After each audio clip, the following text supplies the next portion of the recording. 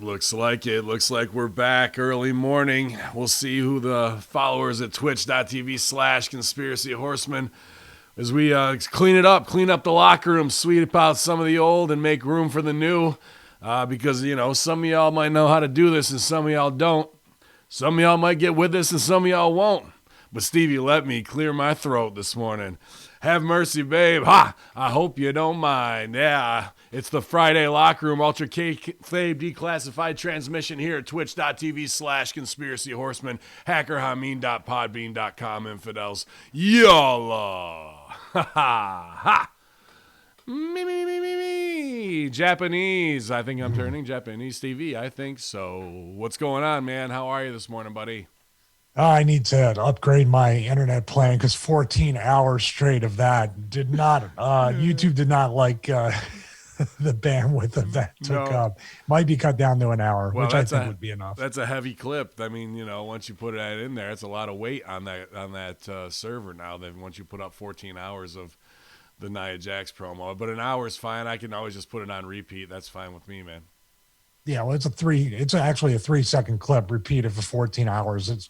Sal said there might be some action that needs to be taken against me. I almost had a spit take here on the Friday Locker Room after having one on Russo brand.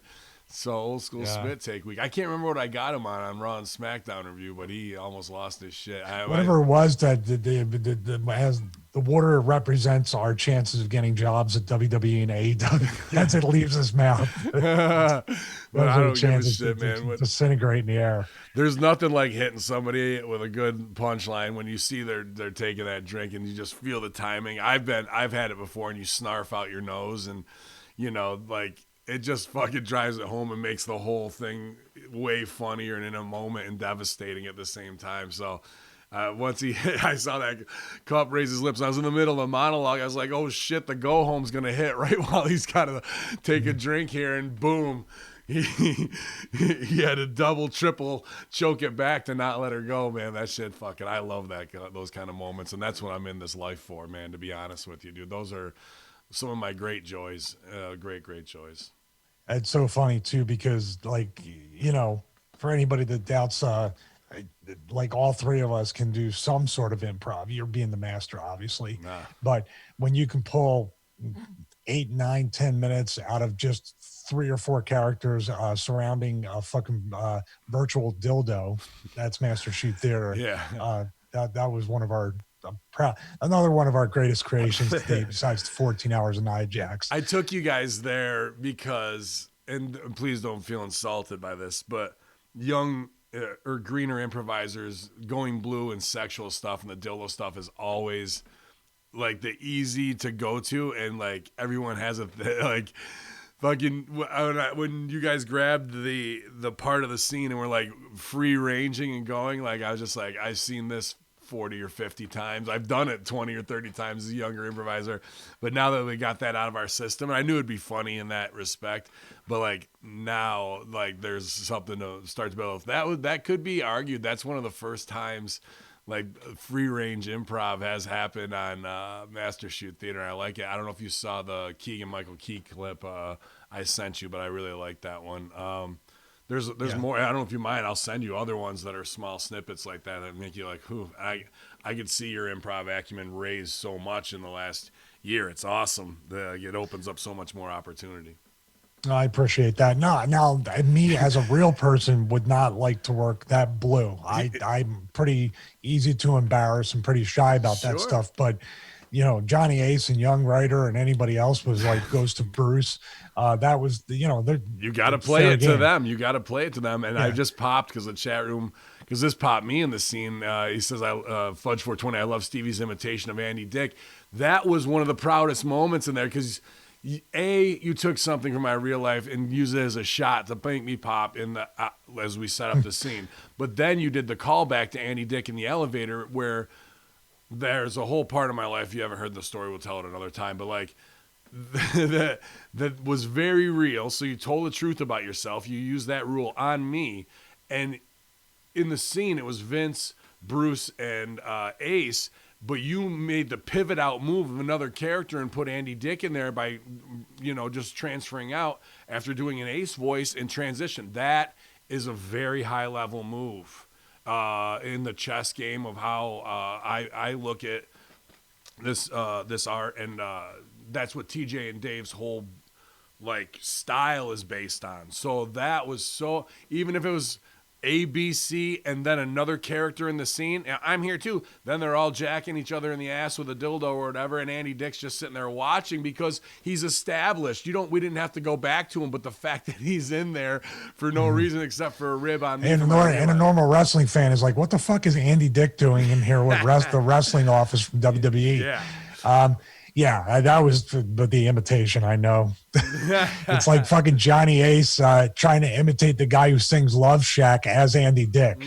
It was all sorts of bad, which is usually good. But yeah, that's the thing. We know who it is. It doesn't matter what it is. If it's even close, it's in the audience's mind, he's now there, right? So it's their impersonation of it, man. It was is lowbrow improv, like classic. Can we get a suggestion? Gynecologist, dildo. I just wanted to start there because fuck that, you guys. I had to do it. Well, do you. I think we'll do with, like as you said, a call back after maybe we get to the. Do you want to go with the debate, or do you want to go with the press releases first, and then we'll get to the press releases, because then I don't give a shit if we get to it or not, man. When I'm interested in the locker room, and I'm not trying to push the show this way because I like things to develop how they do.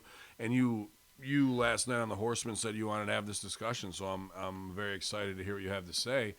But the locker room, the premise is to let the people in a little bit on how we talk about shit in hushed tones or in the car, and what we really enjoy talking about. It's not like we're in the car like, hey guys, I'm bringing up the sheets, fucking. And we have a much deeper discussions about esoteric things and things that we feel can advance all of our lives. So that's what a bigger part of the locker room has been lately, and people have been responding very positively to it. And I like to keep that type of mentality going forward. Well, we are going to talk that way, and I'll preface everything that we did. This debate is not because we have a difference of opinion on what you talked about on the Monday locker room. So go back to the Monday locker room, listen to that, where you talk about you've been talking about introducing improv or the improv technique into wrestling, which improv in wrestling was a thing for decades, if not more of the part of the century than less of this one. Yes. I was in an interesting era of coming into the business in 91 and just kind of seeing the tail end of some of the old school stuff, but still no writers, no scripts, go out there and get over. Maybe if one bullet point, that would be about it. If you were lucky with Paul, he'd give you 3 or 4 bullet points, but think about somebody telling one of these kids today, go out there, cut a promo for 3 to 5 minutes, and I need you to hit these bullet points in the promo. And in your mind, you can try to string it together all you want, but there's that instant moment before you even go out there. And that's why I think it hurts the products. There's always that instant moment, at least before I get out there. My music, it's funny, I'm in Gorilla. My music hits, I forget everything. Anything in my mind that I've had planned has been like mental masturbation because I forget everything. Yet when I get out in front of the crowd, I'm kind of like, I know the premise of what I need to do. I know spots, of course, but that's why I never call a lot, because I know I won't remember them if I'm rehearsing them all day because of that moment. I don't know if there's a technical term for it with performance, but my mind blanks for that 5 seconds, the most terrifying thing that any performer could ever experience. But the minute I step through, it shoots up into, they fucking paid to see me. They're watching. They're the audience. I'm the star. It's just this transformation that happens. And going from Michael Mann to Stevie Richards or whatever character too, all these things switch to do that. So improvisation has been around because guys would go 30, 40, 50, 60 minutes and just feel it out there and go with it. And you knew what the other guy could do and you knew what you could do. And the match would develop with psychology. What story are we trying to tell, which is completely 180 right now. What they're trying, get all our shit in. Who gives a fuck about the story? Let's just kill the angle by the end of hour 3. Let's not make people want to come back. And you raised the interesting way of going back to that time. So I want people to know improv is not going to be a new thing in wrestling. It's just going to be trained in a different way. I agree with almost 100% with what you're saying. The thing is with those guys before your era, during your era, who did get it, and before it became a factory system of here's the script and everything's Vince. When they got it because they were good, trained, and on the road, knew how to work the crowd. But they don't know improv. They're the art, the fundamental breakdown of how to do scene study. When they felt it, they knew it was what, and they found something that worked, and they go back to it and hone it, and that's fine. That's just making your act and getting it over. That's a little more vaudevillian to me, and it works great, and I loved it. I grew up on it. But the actual art of yes and active listening, pattern recognition, callbacks, walk-ons, time dashes, character dashes, character monologues, group game to generate themes. And I can go on. Formless form, which I talk about the Herald. That's just one long form. And I can attribute to that to Bruce Lee, Jeet Kune Do, which means formless form. Be water, my friend. There's so much tied in with it in a greater study, following the follower. There's a lot of just like, wow, I can study this alone for 3 years and it will influence my performance. So those guys had it, but they made magic with what they developed in their own thing. They still don't really know, like, we could put a show together that will blow people's minds out based on how it all forms. So I totally agree with what you mean, but and my level of training them is really taking Improv Olympic and Second City and film study courses from college and some method acting, not a ton because I don't want to muddy the waters too much, and putting it all together. And that's a 2 to 3 year advanced education in improv and drama, man. When I'm bringing in the best people there are to reinforce what I'm saying, because as much as I might be the lead dog in what we do, I'm by no means at the top of the scale in the improv food chain of who's the most, incredible. And a lot of the most incredible masters aren't on TV or aren't on HBO, and I could easily bring them in to make a whole new culture and system. It'd be a game changer forever, and you'd never go back the other way. It would change everything forever. And I've been sitting on this for 16 years. So, in the inception of that started 23 years ago. So, you had a point before that I wanted to go back to, and I lost. First of all, you're absolutely right with that. But I'm talking about probably, that part you said about classically trained, about the 3 years, about the attention to detail that one would need, about even going once a month to Chicago and other locations to do on location, like getting in the ring on the road. Yeah. Basically, that's it. I'd have them put up at IO once a month. Their team would come through. Everyone would be on a team. You have to get reps. Well, make if you remember your point, make that point, because I need to go into kind of like pushing back a little bit with that from the perspective of seeing that company for 9.5 years when it wasn't as bad as it is now. You know what I mean? It wasn't great then, but it's even worse now. So I'm going from actually how should I say, from it not being so drastic, from it not being in such a dire situation, it was still bad. So, but more of the same. But go ahead and make your point. I'm sorry. No, I think you're traveling down the road of Hacker. How do you with these so many fuck faces in charge? How do you expect to even show's over? That's exactly right. That's all I got. Yeah. How do you expect to? What happened last year in October? We kind of said, okay, we tried. Now we're gonna sit back on the hill and watch Rome burn. And where are we? We're at the lowest ratings ever. We're at opening a show with some even close to where we could be going and shooting ourselves in the foot by the end of SmackDown in a way that it was just a complete abortion. It was an abortion, Michael. Just like this show's an abortion. Dude, let them keep fucking it up. I will sit here with the answer, and when the time comes to go, well, yeah, we'll bring you in, but you got to do this. No. I did this, and this for 30 years. You could have had me when I was 30 and made me dance. I'm going to be a 43-year-old man. I'm the lead guy. I'm in charge. And this is my they're like, no, in whatever way they want to politic and say no. I'll be like, well, how's that current method been working out for you the last 4 or 5 years?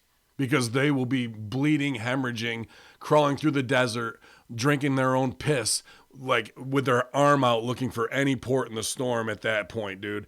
And there will be Hacker with what should have been 10 years ago. And surprise, WWE jumping on something 10 years too late.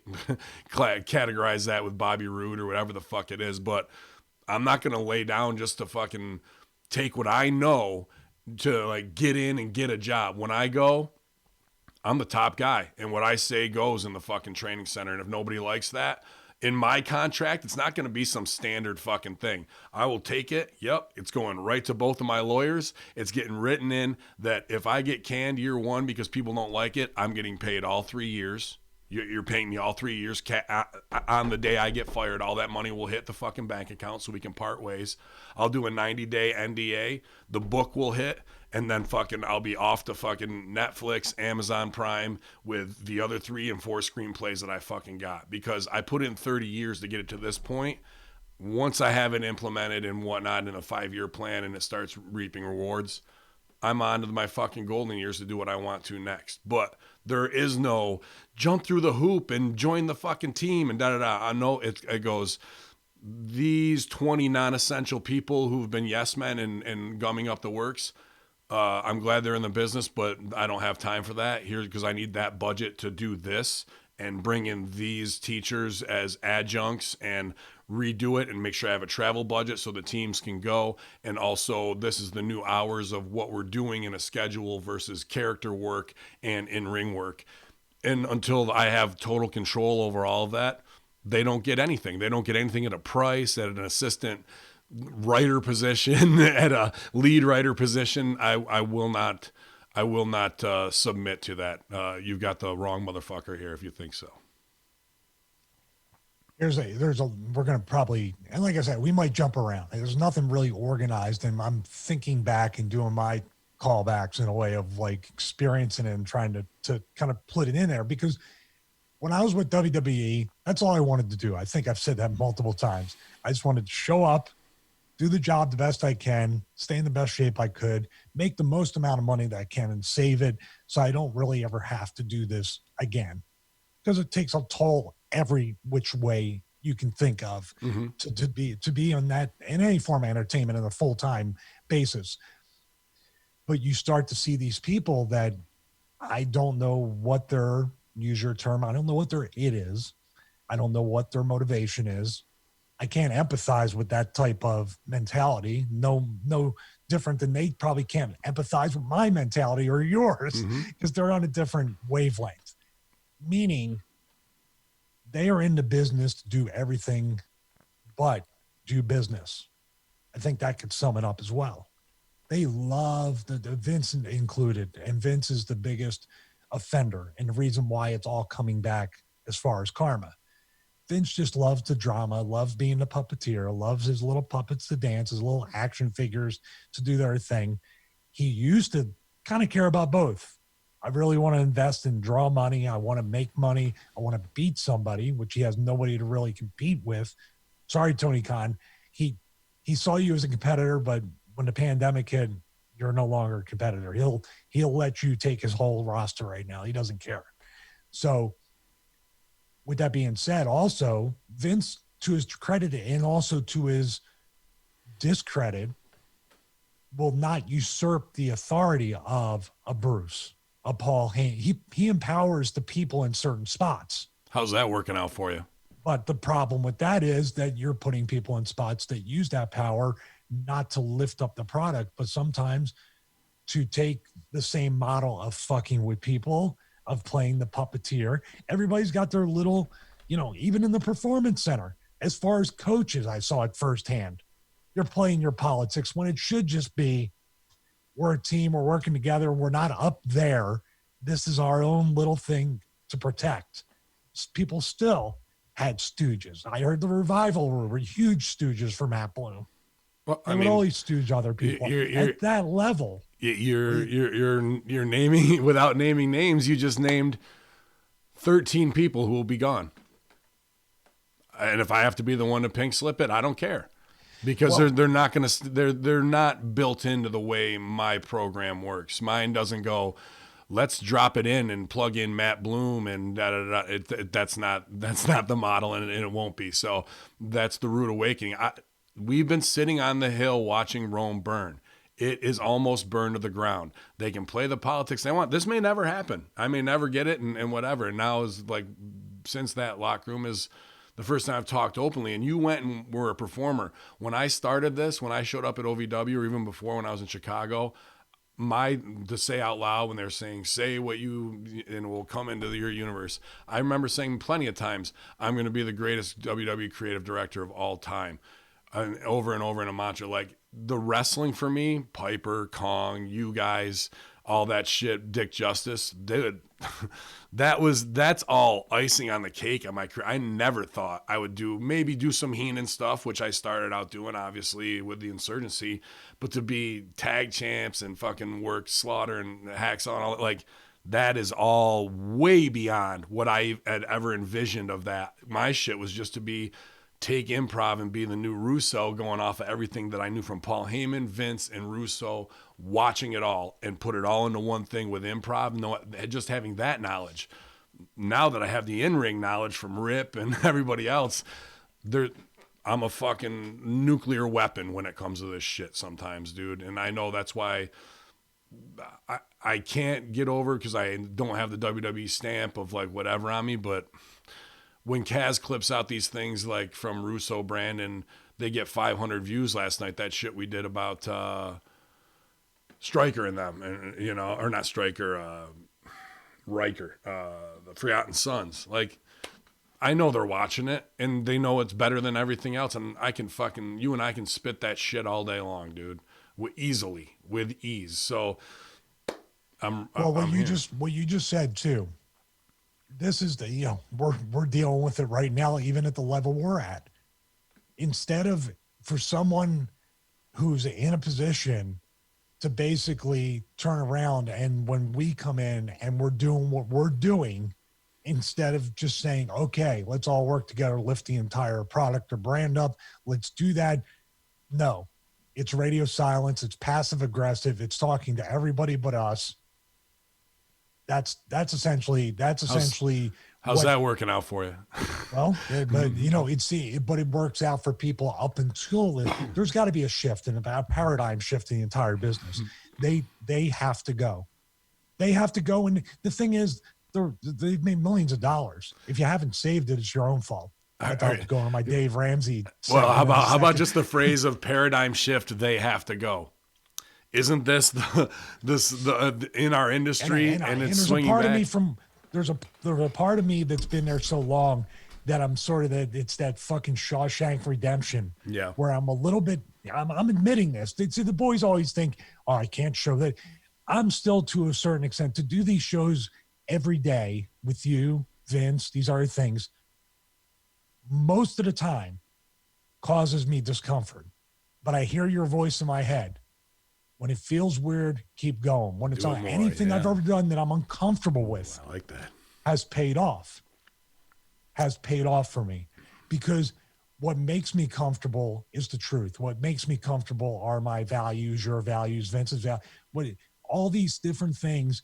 But when I'm addressing them, I feel the bully culture. I feel when I'm back there, and I pause sometimes, and I don't think, well, maybe I shouldn't say that. Because the second I say that, and I'm thinking through this, by the way, the second I say that to myself, it's like, you have to say it. It's the truth. You experienced it. You were there, and you're not there anymore. You're not a wrestler anymore. You don't work for them. Maybe you should have said more when you were there, but you didn't. But now you can kind of fix all that. And you just tell the truth. Mostly the truth of like when I was there. Guess what? Kept my mouth shut. I was a fucking gutless pussy that just wanted to be a good employee, a good team player, didn't stand up for my business as much. That's why I admire about you, because it shows me that I can be better in a lot of ways. Not coming in swinging every day, but I just want to show up. Okay, I'll put him over in 3 minutes. Okay, you're gonna fuck with me. Okay, you're gonna put me in a dressing way. All right, fine. I'll try to turn it into something. I'll try to get it over. Good positive things out of it, but initially, you know, taking whatever they're throwing at me and just letting them take advantage of me and seeing them for what they are as it's happening, where I think that's why it happened most times. It's like, I fucking know what you are. And I think you're looking at me and know I know. So you're going to fuck with me even more. Yeah. And sometimes I deserve it because I was dumb and I wasn't smart to certain things in the company. So there's a mixture of that. But most of it was because he's not one of us. Let's fuck with him. That's kind of what you don't give a fuck. I admire that. I know you walk in and you'll do that. And for people to say that's insane. My point is, and I said this debate is not, it's kind of just devil's advocate. I totally agree with you.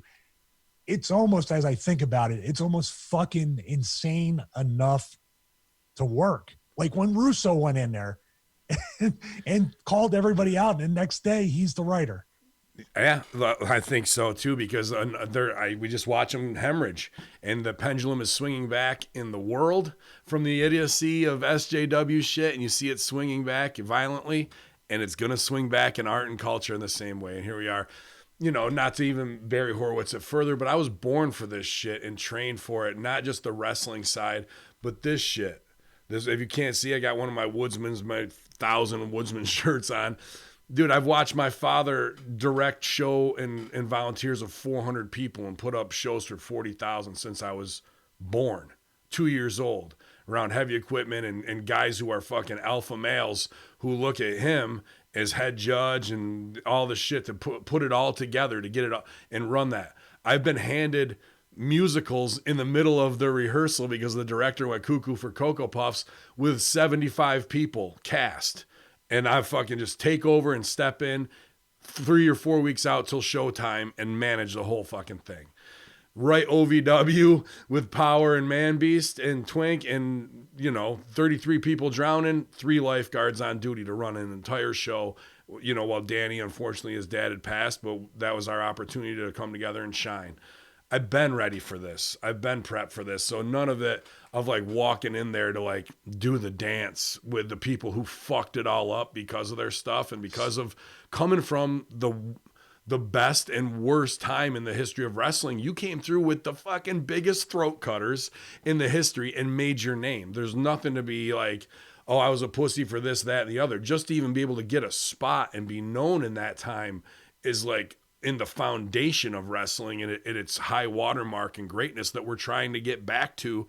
And we can only do that with a massive, massive change and to kill what was an experiment for the factory system to make you as many money making Randy Ortons as you possibly could.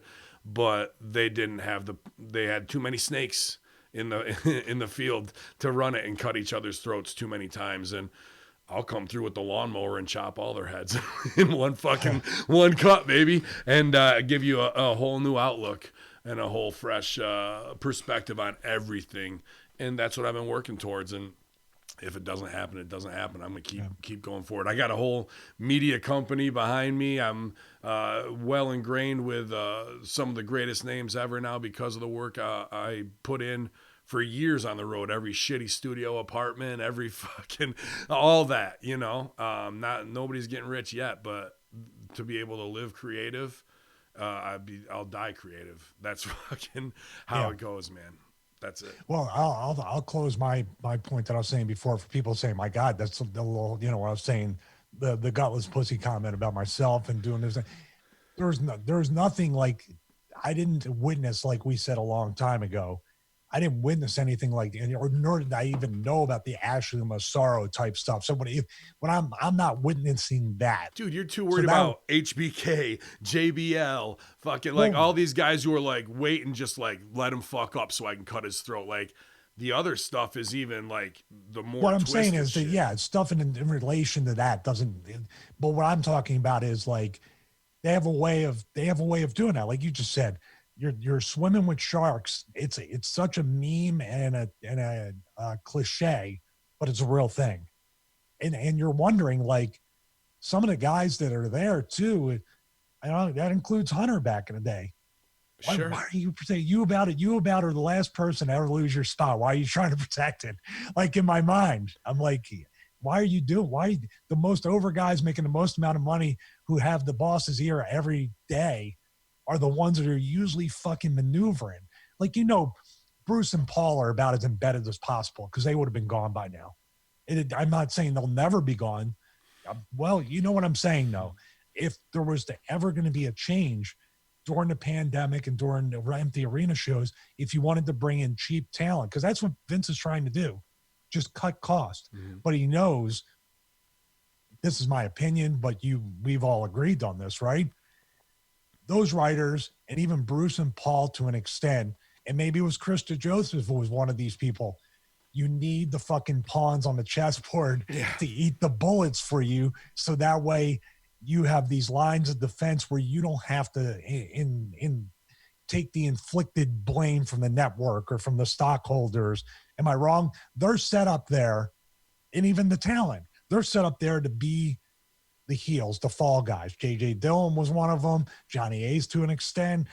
Terry Taylor was there.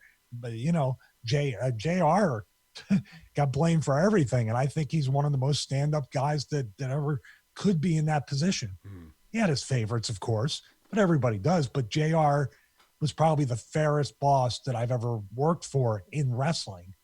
So that he's kind of an exception. But he got blamed for everything, and dude, that's a guy who's a legend who Vince would make fun of his Bell's palsy in creative meetings. That's why I don't. People are like, he does Nia Jax shit, he does Asuka shit. I do it because I know that exactly, bro. Like, it's the same 80s bully mentality. You're not going to get it out of his head. Here's the thing. How are you going to get by Vince? How old's Vince? 74, I think I might outlive him. I might. I mean, we could all die from Planet X, He'll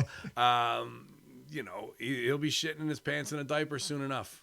And, I've got the plan. I've got the ability and whatnot to put it in place. Will they humble themselves? Will they get rid of their own yes men to get out of their own way? Probably not. Will this die on the shelf? Possibly. But I'm at a point of satisfaction in my life that, yeah, I want the big payday, and I deserve it. But fucking, if it don't come, man, for what I've been able to live through in the last decade, it's all fucking cake and ice cream out of here. What did somebody say? What'd you say? Somebody say something. It's all fucking cookies and cream, man. Well, dude, the thing with all right, I'm gonna take a little positive intervention with you, because we remind ourselves of this, because I'm just as guilty of not seeing the forward progress, of not seeing the moves that are being. You're a little bit more in tune on certain things, but then you miss exactly dude, we're basically full-time podcasters. Now we're kind of like video editors to our copywriters with Vince and stuff, helping him with the YouTube channel. Social media. I mean, that's not a secret, right? That's not a secret. We're doing those clips, right? Social media experts as well. And not that our following is massive, but to get things going in a model. But that's why I want to stop you. Sure. We're in a sea, just like pro wrestling, where I said before, sometimes I wonder how I made it. You're talking about thousands, if not at one time, 5 figures, 10,000 people trying to be wrestlers, if not more. Yeah. And I just by working hard and just trying to respect everybody and be available, made it as far as I did. How many people have a podcast in this day, especially more the than quarantine? More than don't have one, pretty much. Yeah. How many people have any kind of social media, any kind of anything, but podcasting, what we're doing right now is got to be millions, if not tens of millions of people. I want to start a podcast. I'm going to do this. I'm going to do that. We're actually just about making a living as podcasters. And then a little bit of influence, a little bit of affiliate stuff. But essentially we are kind of like on that road that Adam Curry was on when he started, Corolla when he started. We have Russo, who has been doing it full time and set the roadmap for 6 or 7 years. This is kind of, I'm just saying, because I have the same feeling whenever we do this stuff. I didn't realize when we were doing it in ECW, but we didn't realize how special and how much of a niche and how the momentum and the progress we were making. I didn't, you can't see it because you're in it. I can see it a little bit better that in the podcasting world, we kind of have, and now Rode wants to collab with Russo. And last night you were on the phone talking to Rode microphones till 10 at night. I couldn't believe he was still awake when I fucking called him. I still took your call. But these things, we can't, dude, the fact that I have a home gym and then there's a fitness equipment company that wants to do business with me when I've been trying since 2002 to do something in the fitness space and people buy these things are, they might seem small.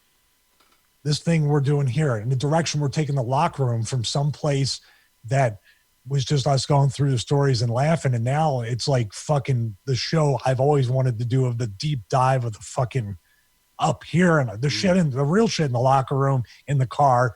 Fucking what's the meaning of life? What's this shit going on? What's the world doing? I don't know. You got hot last night when I told you it's all about this and nothing else. but we can also see, this is the difference too. You can't do it in the locker room.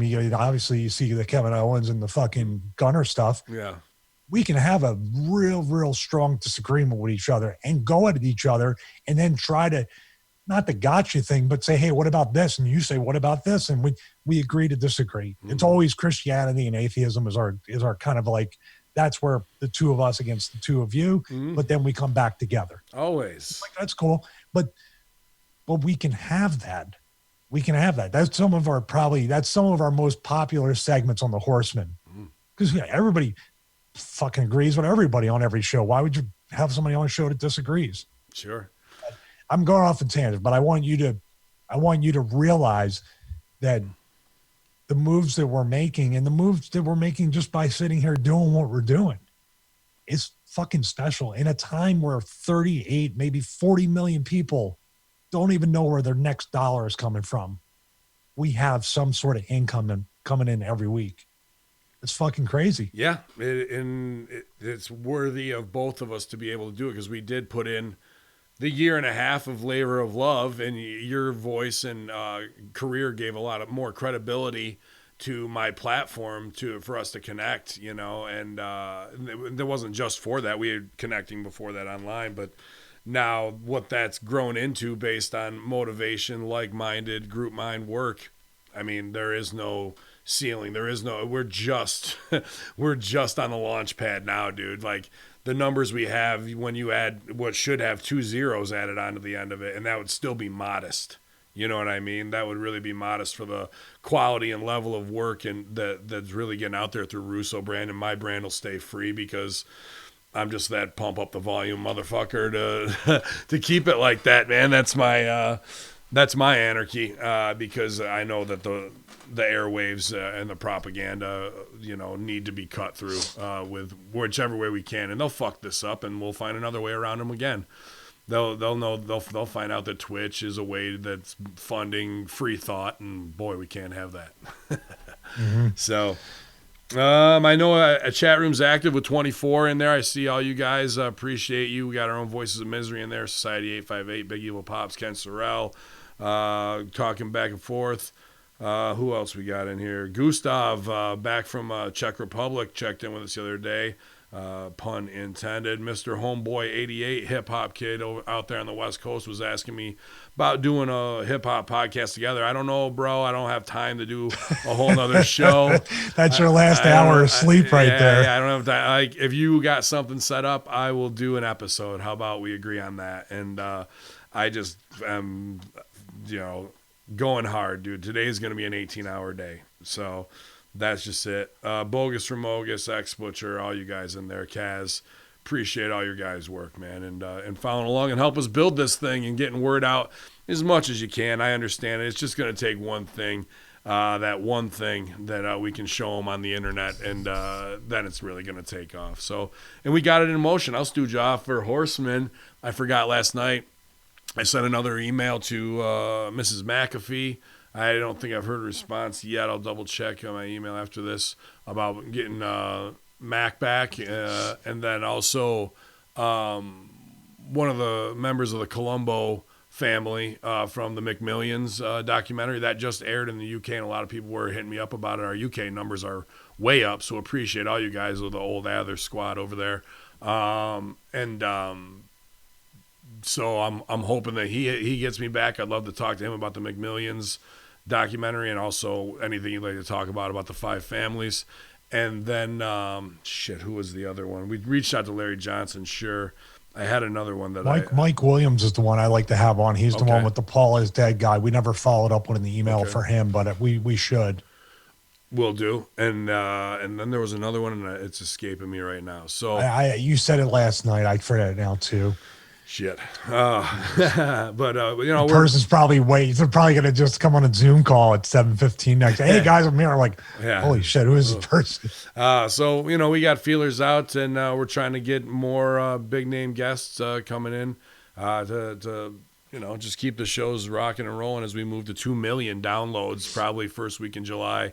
Really look forward to celebrating that with all our entire staff who's helped grow this thing and be a support structure, an affiliate, an influencer, a street team person, somebody running the Hamin Media Discussion Group, the Pick'em Challenges, the video editors, the thumbnail makers, everybody just really, and all the hosts and producers, obviously, all just kicking ass, man, to raise everybody up and create great content. So, y'all, from the Hamin Media Discussion Group, our own William Alicia. News has been circulating regarding new WWE contract renewals reflecting a fraction of what performers would have been making prior to the pandemic. As reported back in April, very shortly after the Q1 earnings call, the model for WWE has changed with little to no house shows moving forward and mainly focusing on its TV. Its TV shows for an audience. Because of this, contracts were inevitably going to be altered to reflect it. Drew Gulak, the latest starter he signed with WWE, is rumored to have re-signed with the company for the same offer he initially turned down. Names, talk about draw a line in the sand and making you buck. Holy fuck. Names being thrown out as a possible surprise for Impact Wrestling Slammiversary include Rusev, Gallows and Anderson, Rockstar Spud, which will likely not happen after tonight's NXT, CM Punk, and Ricky Starks. The return of Pentagon, PAC, and Phoenix as the Triangle of Death is imminent. As hinted on AEW TV, a match between Jericho and Mike Tyson looks to be happening soon. Look for this match to have a proper build-up and happen at All Out. And the Young Bucks versus Fuck the Revival is rumored to happen at All Out or Revolution. And then Chelsea Green fired Rob Stone on NXT last week. Green will move up to the main roster soon. And Arn Anderson has signed a multi-year deal with AEW. From your Hamin Media Discussion Group, the inside track there. I cut a pretty, I don't know, it kind of seems salty promo because people got problems with Gallows. I never had a problem with him. He was always cool to me at OVW. Well, I won't say that, actually. He did a big stooge fucking thing that tried to fuck me over when got Robert Gibson weed, and he was the one who leaked it to the office, I think, through Nova, maybe. It was at the time, and then it became this whole big fucking thing, and they never called me in the office, but they called a bunch of other people in to try and bury me, and two dudes went and fucking stood up for me as a made guy, and that was just them trying to get over on each other. So I never called them out on it because I was a nobody then, but there's the truth of the fucking situation. And then, I cut a promo about these guys. Why do they get a fucking big paycheck? Because they got the WWE stamp and they're going to show up and what's the first thing they're going to do? They're going to go over on the Rascals. They're going to go over on Fala and TJP and everybody else that they fucking have been building their thing off of. And these guys are just going to get a chance to walk in. Rusev will beat Moose night 1 and fucking what? Like, I'm kind of tired of that shit, dude. I really am.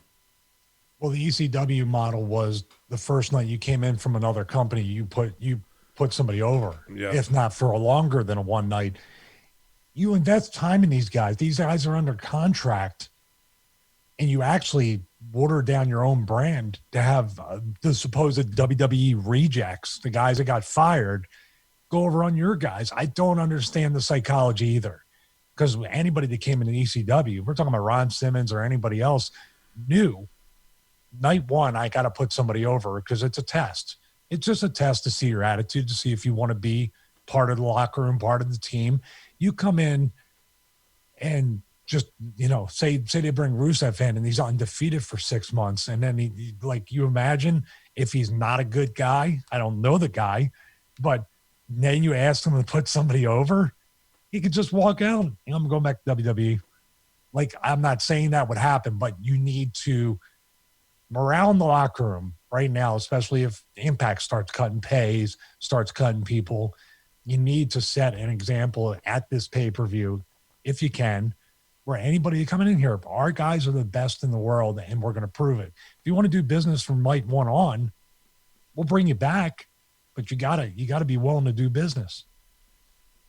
Yeah, I agree, but I just know those guys are pulling 25 minutes working their ass off an empty arena to keep shit afloat. And then I know probably what they're making, and that these guys are going to come in and take those spots for 10 times the money. Well, why don't the guys who are doing it now get 10 times the fucking money? Where's that money now for those guys doing it? Yeah, you found it. You found it under a mattress. I got a big problem with that.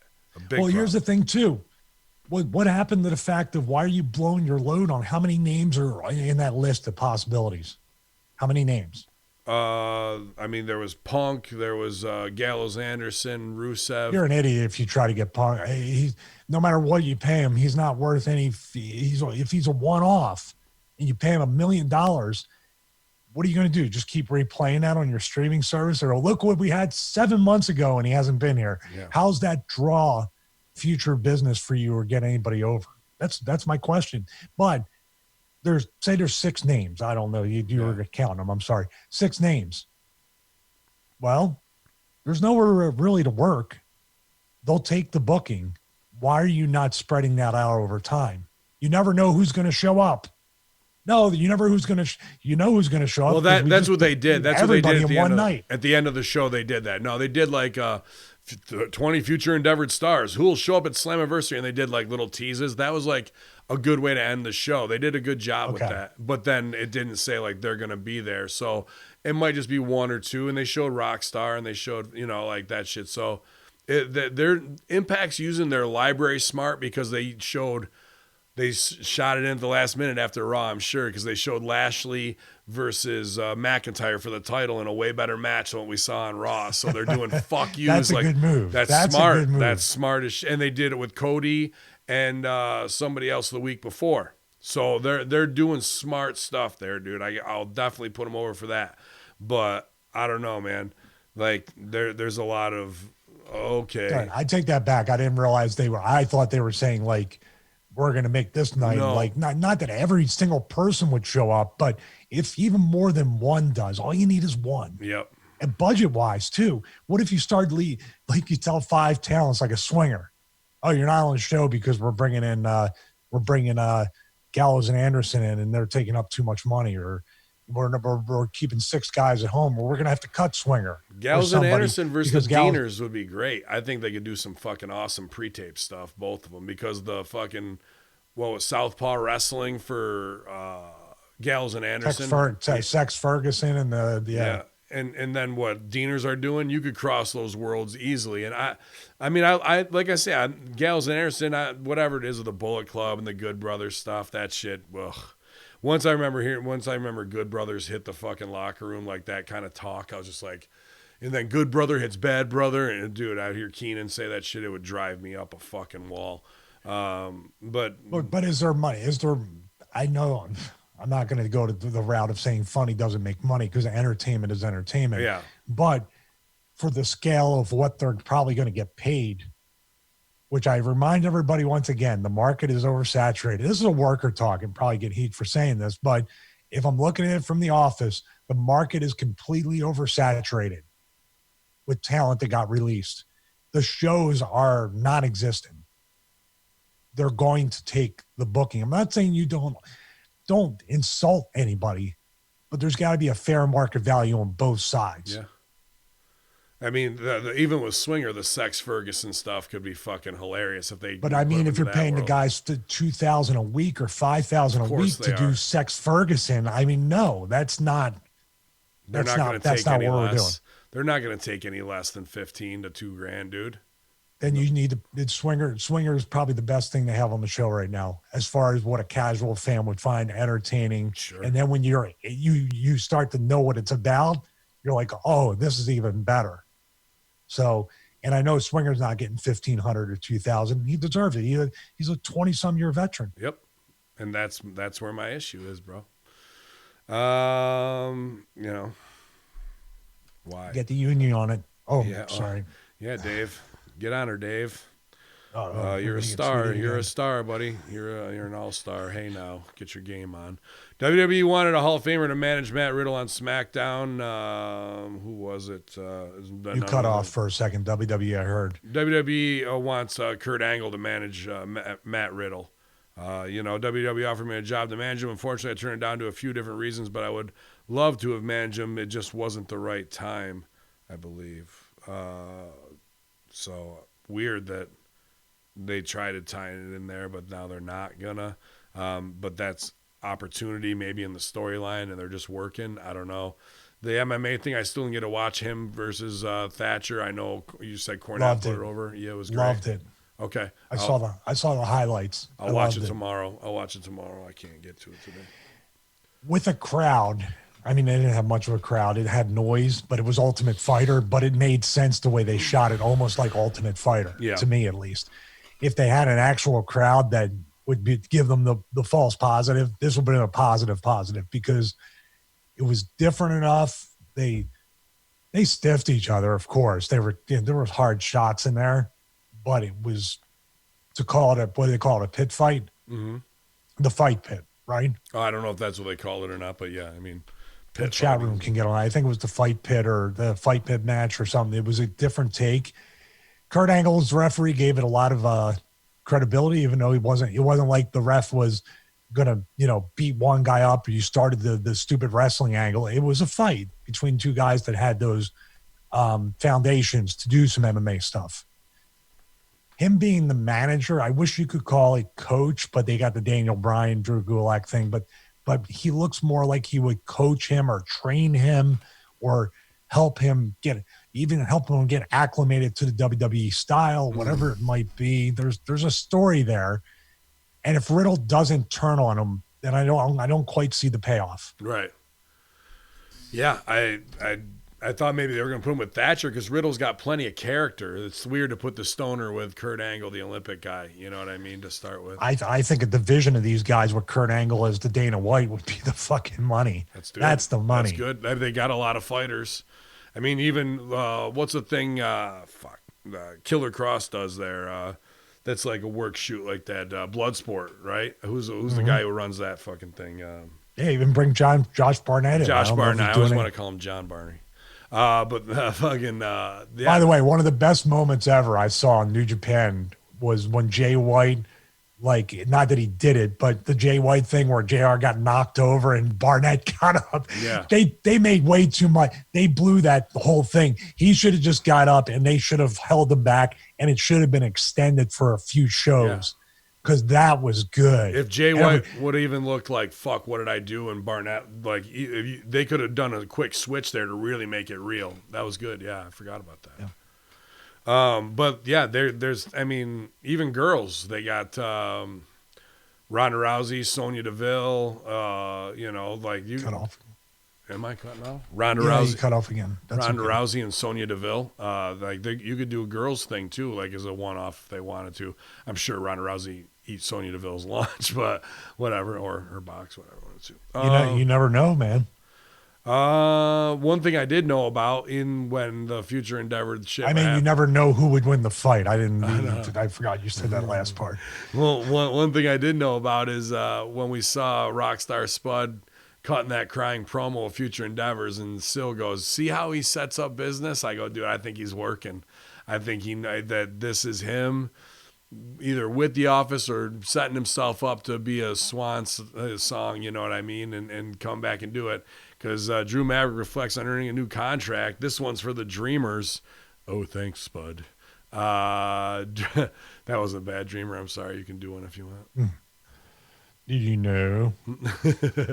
Drake may not be the Cruiserweight champ, but he did manage to earn a new contract last night on WWE NXT. Triple H appeared at the end of the show to offer Maverick a brand new contract, despite the fact he was part of WWE's releases earlier this year.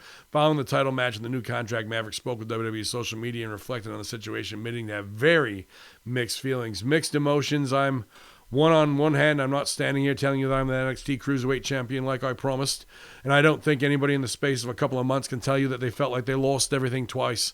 I love this. I've always loved this. When I look at people I disrespected or don't seize the opportunities, if you don't want them, I'll take them. It was an opportunity, and the 24/7 title was an opportunity. The 205 Live General Manager was an opportunity, and I took them and I ran with them. I ran with them in this, and I ran all the way to the finals, and I'm disappointed I'm not standing here as the champion. Now there'll be another day. I'm proud of everything I've accomplished in the last couple of months, and I want to thank everyone again. With you, there's no me. This one's for the Dreamers, and I'm really looking forward to calling my family tonight. I can't do the slack jaw thing he does a little bit, which I like. It tries to help me with my accents. We might need to take a deep dive into this. This is, if it's intentional, this is a very great calculated move, business move by the WWE office. You see where I'm going with this? Maybe and maybe not. I'm here to listen. Well, on one hand, when you have now Spud, they've blurred the line. Is the release real? Mm-hmm. Or was it fake all along? I've said this before, I think, on Russo. So when they release talent, Tony Khan's sitting there, or Scott D'Amore and Don Callison are like, are they really released? Can we contact them? Is it contract tampering? How do we handle this? And when they release somebody, they can tell them, well, you're not released, but we're just going to sit you home. And then they sit them home for the rest of their contract.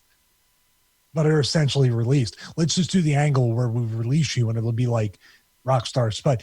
You can make a lot of guys paranoid. Oh, yeah. When you do. Do you see where I'm going now of how this could be? A lot of mind fucking can go on here on every different level.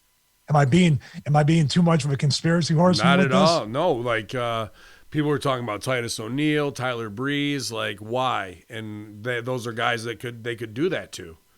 They absolutely could use them as bait and then reel them back in and then not use them again. They wouldn't release Titus with everything going on right now. There's nobody that stupid except for Vince. But there's other people that wouldn't let that happen. Or he knows a secret or two, and that's why. I knew a secret or two, but I'll never tell. That's why I'm still alive and getting royalty checks. Tyler Breeze is interesting because he runs a school with Sean Spears. Peyton Royce is there. Other thing, he could in turn. I'm more so with Spears.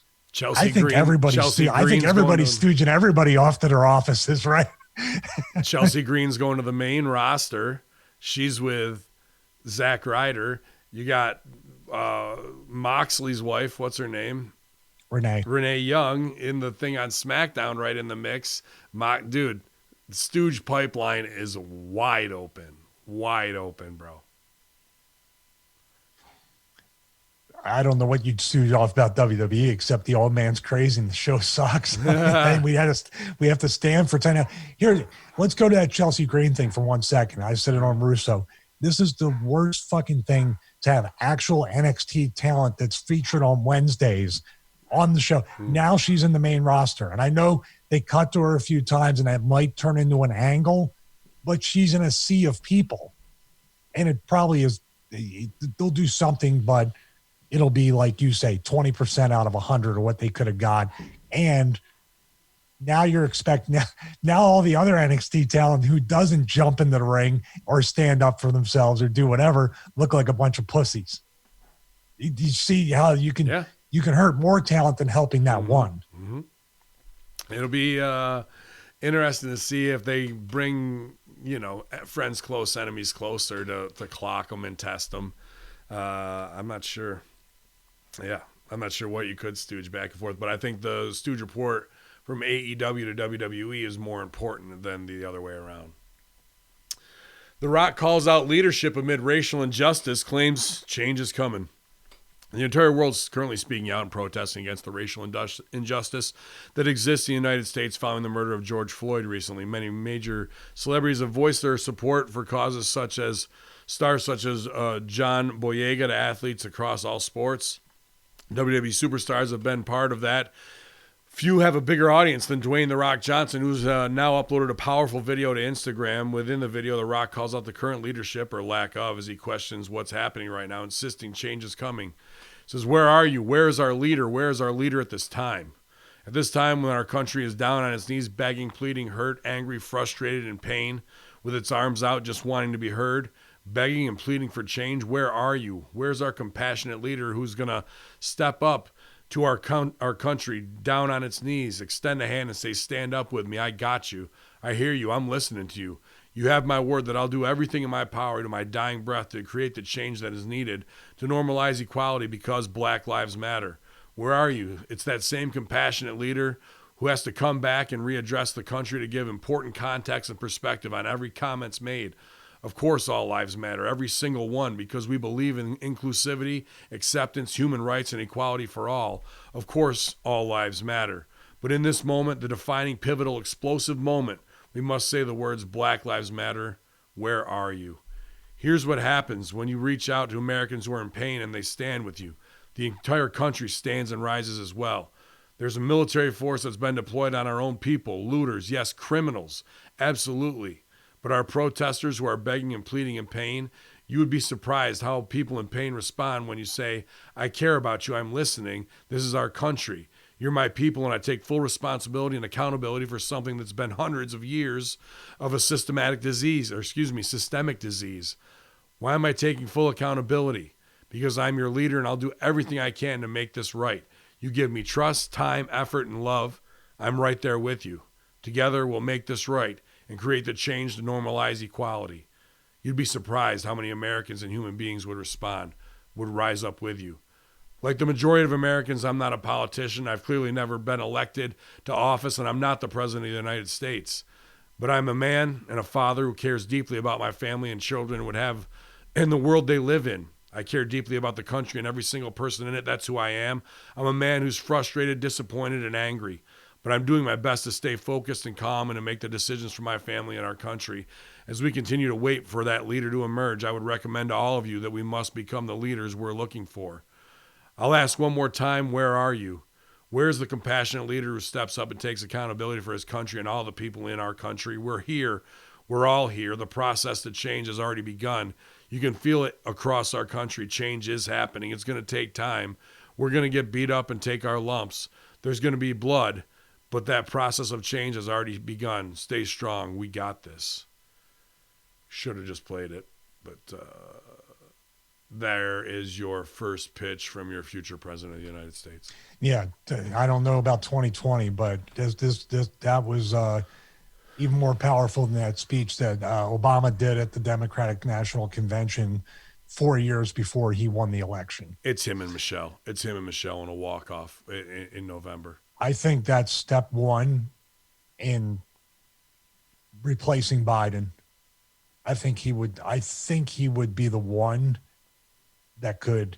They need to get their shit together because I think they're still counting on fucking Hillary to come in and save everybody.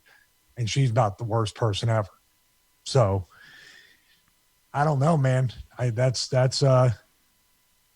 know how much traction that's going to get outside of social media. I'm not saying it shouldn't, it should, but how much mainstream media will pick that up will determine if the DNC wants to put Rocky in that thing. The If they want to put him in that spot to replace, the Republicans might put him in that spot. There's dudes turning on Trump left and right from that's an interesting way to look at it. Yeah, and you don't know if he's Democratic or Republican. He's a Republican on the ticket. I mean, that's once you become the highest paid man in Hollywood, you don't stay Democrat, dude. Your paper changes. You're going to be conservative on that. But his daughter is a huge SJW, and also signed by WWE now. But it doesn't matter at the end of the day because this guy's cut his own throat, Trump. So the fact that you move him and you want to unify people, you bring a woman from the former, Democratic first lady, both minorities, and dude, it writes itself. It's a fucking walk-off of white guilt voting for him, and it's the fucking wrestling fans behind him with a base already there. It's all celebrity that we play into. He ticks off every fucking box, bro. And if you want to get into the conspiracy, the side checks off the trans box for her. If you really want to fucking keep going down the line, dude, like it's a PR dream.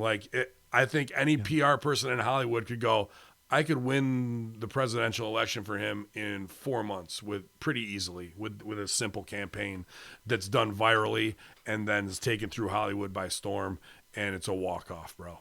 There's one person that I would say I would pick before Rocky, or he would be on the ticket with Rock as the vice president to groom him to be president.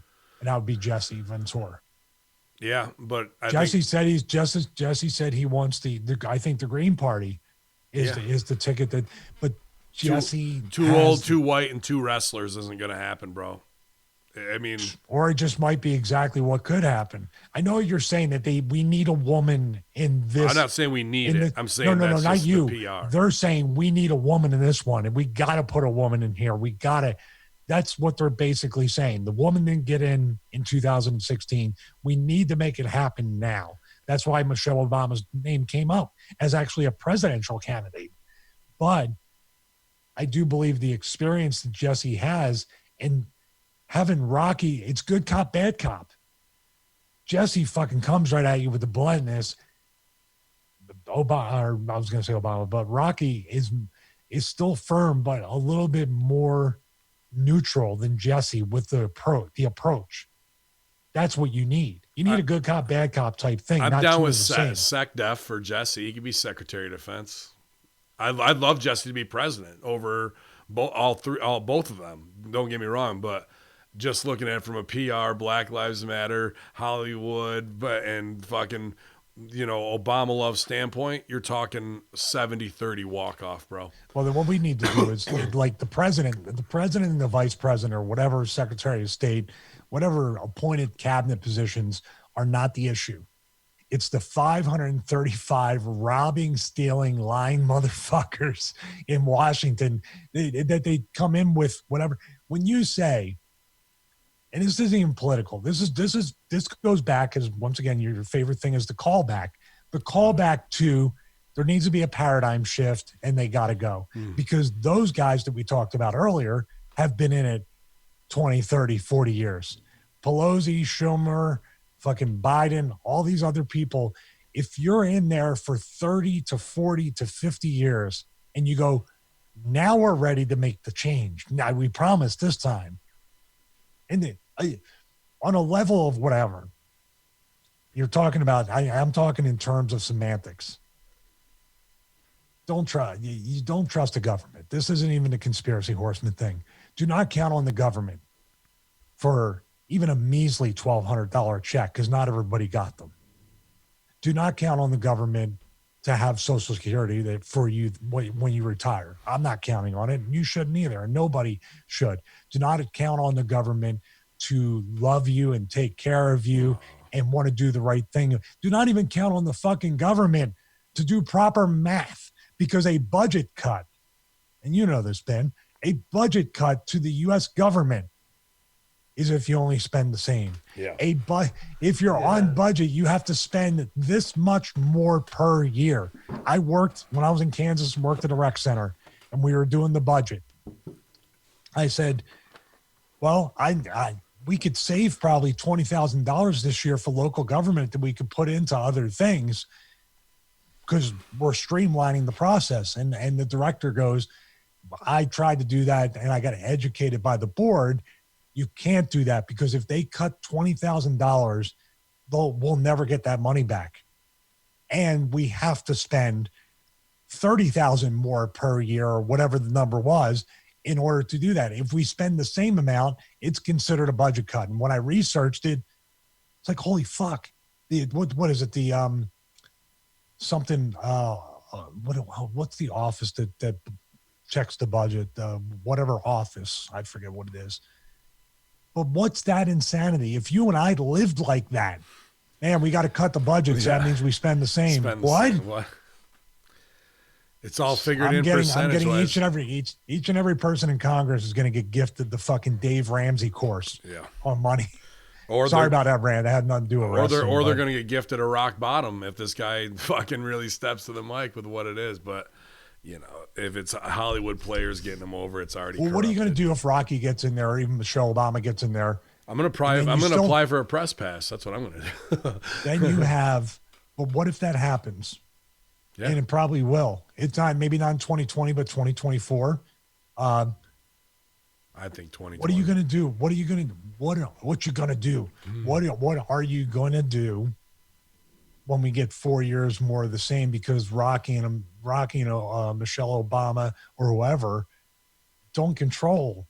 Like, it's the 535 people, and it's the people that are making the backdoor deals. It's the Nancy Pelosi who's made an average of $100,000 to $200,000 a year, yet she's worth over $100 million and has multiple $10 million houses. Maxine Waters made barely $100 and some $1,000 for less time than Pelosi, yet has a few $10 million houses and is worth $50 to $100 million. I think they'll be giving up their power in a new regime, and you'll see the rise of 10 new AOCs to take their. She's already exposed herself, though. Right, but they'll make new ones, is what I'm saying. And to make it all a new, young Congress where they can do whatever. But meanwhile, Pelosi and them will now go and do their little witches' coven and sit on the Rock's lap, and, you know, their old skeletons will get all creamy and moist, and fucking then they'll go off to do whatever they want to do. This is an unpopular opinion, but it should be more popular. You're never wasting your vote. If you vote for Jesse on the Green Party, or you vote for this libertarian candidate, you're not wasting your vote. It's not a lesser of two evils thing. Now, if Rocky runs, I understand that's like, holy shit, that's a very popular person. I'm not saying, but if it's a Hillary or a Biden versus a Trump, this could be the election, if it stays like that, where Jesse might just, it's crazy to say, Jesse might just win it, but could win it based on the fact that some shit goes down between the Dems and Republicans and they're disqualified, and it's the third man there to fucking, that he's just in the pocket that way. You know, they're talking about like if they suspend the Constitution and then the country just rises up against the whole system of the two-party dictatorship. Exactly. Or they both get caught cheating and like, you're both out. You're both out of here. And well, you know, we could talk about this to be longer than the first. But we've started with a very serious, deep thing. I think ending with this is good. Mm-hmm. Why only two people? Are there really only two people that are, you know, qualified to even pitch becoming president or running the country or having a position of power? Would you want only two brands of television? Would you want only two brands of, well, it's Apple, so maybe two models of computers. Would you want only two of something? All right, two types of food when you go to Walmart. Think about that in a really just very logical way. Isn't more choice good? Or are you just, what they're telling you is you're too fucking stupid to see more than two people up there. Right? You're not smart enough to go and look at five people, or the other three people are going to expose our racket and take our spots. It's pro wrestling. Well, that's why you got a guy who is a pro wrestling promoter now, the ultimate scumbag fucking job you can have.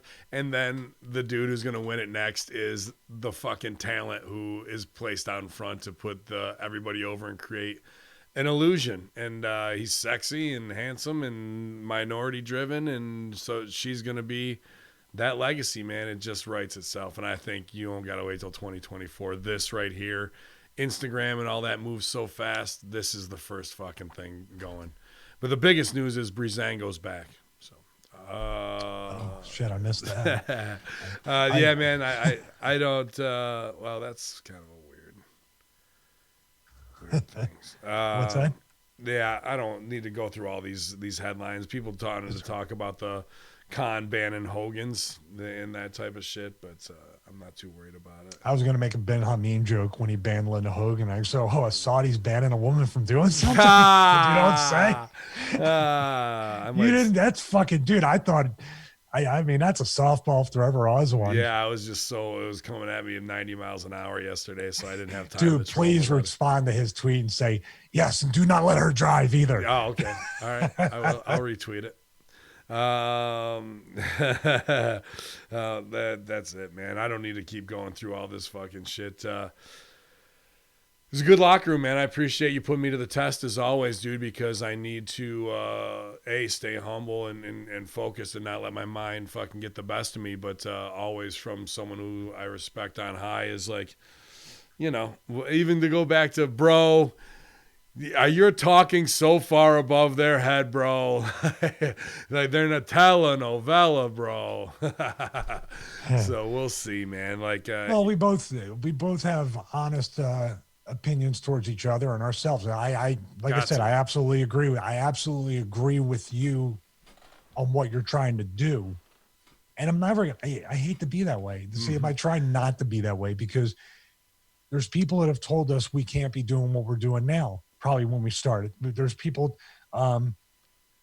just telling us throughout our whole life, we became pro wrestlers. How many people told us that my guy, get a job? And it looked like for a little while, man, maybe they're right, but we kept pushing to whatever level we got to. Do you see what I mean? Yeah, dude, just, I'm never going to, I got to be, if I ever do that to you, man, please fucking tell me because I don't want to be that guy that goes the instead of the yes and, do the yes, but sure. I don't want to do that, man. There's too many people in the world like that.